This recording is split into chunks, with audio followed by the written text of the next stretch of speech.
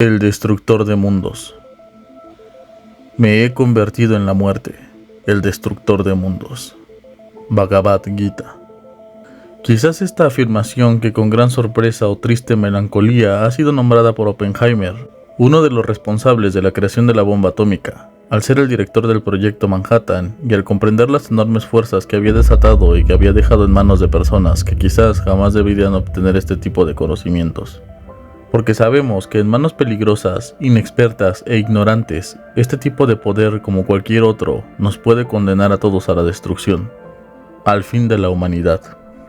Pero Oppenheimer no fue el primero en ser el destructor de mundos, aquel que ha dejado un descubrimiento en malas manos, sino que ha sido solo uno más de todos aquellos que hoy en día podemos decir que son la muerte, o que con su invención han traído la destrucción. Más muertes causó aquel que inventó la espada, aquel que en el origen de nuestra especie tomó una piedra o un garrote y con este se dio cuenta de que podía herir e incluso matar a otros seres humanos o a otras especies animales. Desde entonces el ser humano se ha transformado en el destructor de mundos, al menos de este mundo. Aquel que inventó la espada no sabía qué enorme daño le habría de hacer a la humanidad, pero creo que en la clásica forma en la cual nos deslindamos de nuestra responsabilidad al entregar a la humanidad una herramienta más de su destrucción, quizás sea cierta. Si yo no lo hacía, otra persona más lo haría. Alguien más lo habría inventado, como aquella carrera en contra del tiempo para desarrollar la bomba atómica. ¿Quiénes la tendrían primero? Los alemanes, los rusos o los estadounidenses. E incluso sin culminar la primera de ellas, se estaba pensando en una más letal, la bomba de hidrógeno. La espada causaría millones de muertes, mientras que la bomba atómica causó miles de ellas. Durante todas las épocas de la historia, en determinado momento de la misma, ha existido aquel que inventa una nueva forma de destruir al otro, una forma más efectiva para acabar con cientos de miles en tan solo unos segundos. El que inventó la espada fue solo uno, el que inventó el arco, el cual mataba a distancia, fue otro de los que destruiría varios mundos. Una cantidad de seres humanos cayeron por la flecha y el arco, otros tantos caerían por la ballesta. Posteriormente por el fusil, las pistolas, los cañones, las ametralladoras. Con el progreso de la industria, a la vez progresó la maquinaria de guerra de los países. Las armas mezcladas con la industria producirían cada vez más herramientas para la destrucción humana en menos tiempo. Los tanques de guerra, los aviones, que de ser una gran invención para reducir el tiempo de traslado de un lugar a otro, se les acondicionó para poder acabar con los seres humanos desde las alturas. Ya no solo el ser humano debía de preocuparse por destruirse en tierra, sino también en el mar y posteriormente en el aire. Quizás si aún sobrevivimos, lo haremos también en el espacio exterior.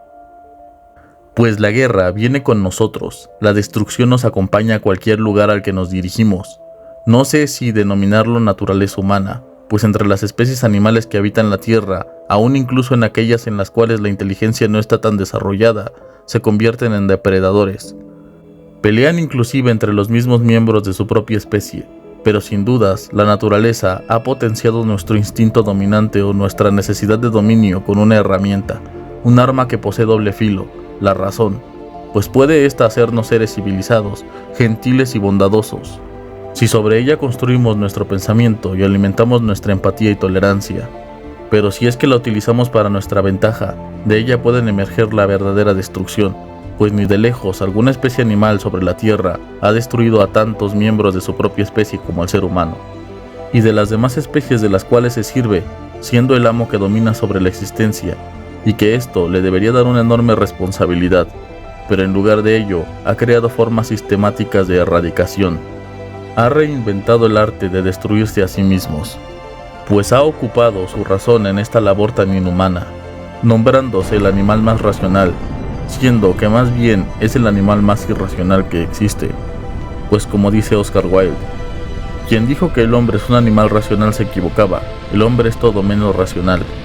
E incluso Nietzsche diría en alguna ocasión, no creo que el ser humano venga del mono, pues este animal es tan inocente que no puede tener relación alguna con el ser humano. Schopenhauer consideraría que el ser humano sería el demonio de los animales, pues parecía ser que los torturaba. ¿Cuántos casos de tortura o de crueldad no hemos sido testigos contra los animales? Ninguna persona que no muestre gentileza con los animales puede definirse a sí misma como buena, según la concepción de estos filósofos y la de Kant. Inclusive Hitler habría de prohibir el maltrato a los animales. Rousseau diría que la sociedad sería aquella que corrompía al buen salvaje que era el hombre. Y si bien el ser humano no podía considerarse del todo como un buen salvaje por lo anteriormente dicho, la creación sistemática de la guerra, la institucionalización de la misma, la creación de armas cada vez más destructivas, podríamos dar un voto de confianza a su afirmación, que incluso su gran detractor, Voltaire, hubiera dicho lo siguiente: la civilización no suprimió la barbarie, la perfeccionó. Rousseau sostenía que, sin el uso de la ciencia para la destrucción del ser humano, quizás hubiera decesos entre los seres humanos, pero ni de broma la cantidad de lo que produjo la supuesta civilización, las cuales se cuentan por millones. Las miles de conquistas producidas en los miles de años que el ser humano ha dominado el mundo, buscando el exterminio de comunidades completas por un sentido de superioridad que en determinado momento de la historia cada civilización ostentó.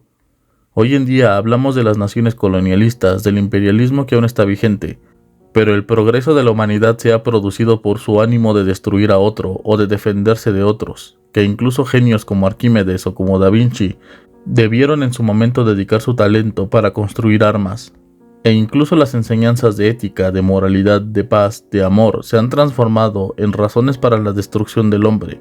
No solo fue Oppenheimer, sino todos los que en su momento dedicaron su conocimiento a la construcción de armas. La ciencia, en ese sentido, el conocimiento que nosotros somos capaces de obtener de ella es muy importante y nos da una enorme responsabilidad sobre lo que debemos hacer con dicho descubrimiento, si ocuparlo para los actos más humanos, más loables, más piadosos posibles, para el beneficio de la humanidad, o por el contrario para su destrucción. La ciencia no es buena ni mala. Debe estudiarse sin prejuicios y sin añadirle ningún adjetivo moral, así como la enunciación de la realidad no es ni buena ni mala, solo es. La verdad es en sí misma. Es cuando entra en contacto con el ser humano y sus acciones cuando podemos darle un adjetivo moral, pues depende del propósito con el que se use, es la categoría moral en donde entra. Por ello, al decir que el conocimiento es malo porque hace a los hombres más crueles o porque es usado para los actos más terribles, sería impreciso. El conocimiento es eso, conocimiento, sin más ni menos. Una forma de entender la realidad, de estudiarla, pero lo que hagamos con ellos es lo que verdaderamente debe preocuparnos. ¿Cuál será el siguiente descubrimiento científico que pondrá al mundo al cadalso, a su posible destrucción? ¿En qué emplearemos los nuevos descubrimientos? ¿Quién se convertirá en el nuevo destructor de mundos? En la muerte. Creo que no fue el descubrimiento de la fisión atómica o de la fusión lo que nos puso en peligro de destruirnos. La reacción en cadena que tanto tememos porque creo que no estamos lo suficientemente conscientes de quiénes son los que tienen el poder de erradicar la vida en la Tierra, quienes están más cerca de la hecatombe, y deberíamos saber en manos de quienes ponemos el poder de decidir nuestras vidas o nuestro futuro. Aunque lo ideal sería que todos nosotros fuésemos capaces de dirigir nuestras vidas, de ser verdaderamente libres y autónomos. Quizás la reacción en cadena se produciría desde aquel momento en el que el ser humano supo que podía dominar a otro, cuando tomó la herramienta que serviría para iniciar las hostilidades. Desde ese entonces se han desencadenado los eventos que nos traerían a las preocupaciones de nuestros días. Una acción en el pasado desencadena varias en el presente y determina nuestro futuro. Es por ello que debemos aprender del pasado, formarnos una mentalidad crítica, pues muchos de los pensadores de la historia han buscado la manera de detener las injusticias, la destrucción y la debacle que nuestra ignorancia genera.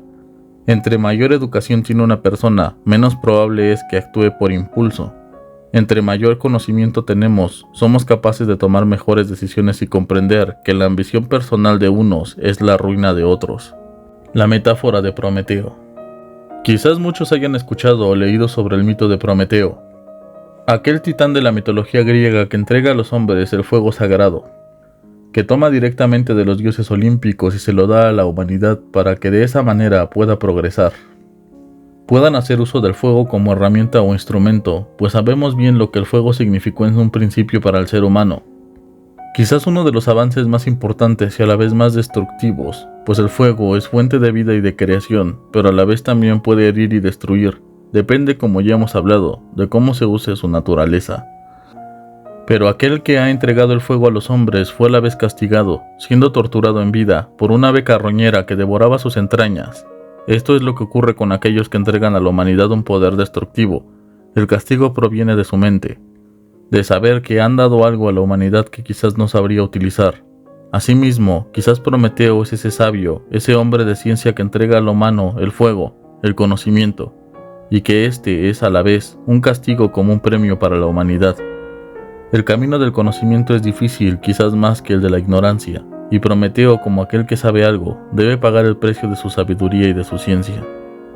Otra de las historias mitológicas a la cual podemos hacer referencia y que está relacionada con el mito de Prometeo es la caja de Pandora. Para castigar al ser humano, los dioses enviaron a una mujer con una caja. Esta caja tenía secretos que por ningún motivo debía abrir y revelar.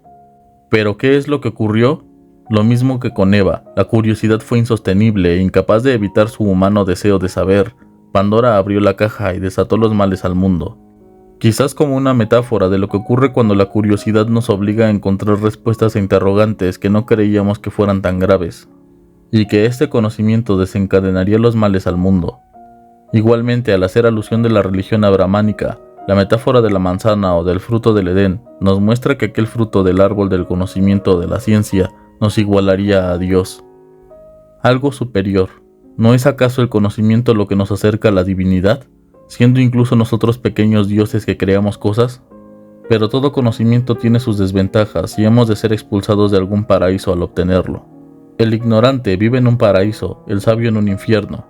Quizás haya quien, sabiendo algo que no sea capaz de decirlo, de hacerlo público porque esta revelación puede causar grandes consecuencias en la humanidad. Quizás haya personas que temiendo por lo que saben, piensen que es mejor dejar en la ignorancia a los demás, pues el conocimiento, como lo hemos visto a lo largo de este video, nos da una gran responsabilidad de que caiga en manos equivocadas. Por ello Houdini destruiría muchas de sus invenciones, o Tesla, según se dice, haya ocultado su rayo de la muerte, porque no sabía en qué manos podía caer dicha tecnología. Quizás caería en manos equivocadas. Espero que aún estemos a tiempo de lograr un cambio para mejor, de despertar conciencias y de cambiar realidades, antes de que los peores temores de aquellos que entregaron un poder a quien no sabe utilizarlo, los vean hechos realidad.